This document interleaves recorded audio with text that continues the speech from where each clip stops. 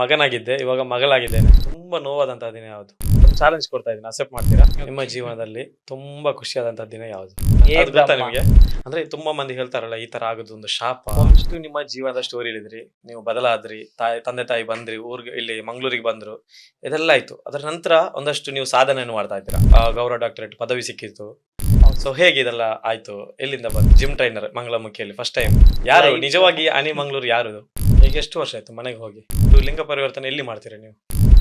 ಸಿನಿಮಾಗೆ ಯಾವಾಗ ಎಂಟ್ರಿ ಆದ್ರಿ? ಸಿನಿಮಾದಲ್ಲಿ ಇದ್ರಲ್ಲ. ನಿಮ್ಮ ಸಮುದಾಯದವರು ಡೆತ್ ಆದ್ರೆ ಅದು ಏನು ತೋರಿಸಲ್ಲಂತೆ.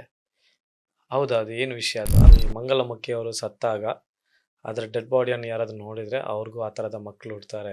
ನಾನು ಮಾತಾಡಿದ್ರಲ್ಲಿ ಏನಾದ್ರು ತಪ್ಪಾಗಿದ್ರೆ ನಿಮ್ಗಾಗಿರ್ಬೋದು, ನಿಮ್ಮ ಕುಟುಂಬದವರ ಜೊತೆ ಆಗಿರ್ಬೋದು, ನಿಮ್ಮ ಸಮುದಾಯದ ಜೊತೆ ಇಲ್ಲಿಂದಲೇ ಕ್ಷಮೆ ಕೇಳ್ತೇನೆ. ತುಂಬಾ ಮಂದಿ ಹೇಳ್ತಾರೆ, ಇದು ಅಂಗಡಿಗೆ ಬಂದು ಹಣ ಕೇಳ್ತಾರೆ, ಕೊಟ್ಟಿಲ್ಲ ಅಂದ್ರೆ ಬಟ್ಟೆ ಎತ್ತಿ ಶಾಪ ಹಾಕಿ ಹೋಗ್ತಾರೆ.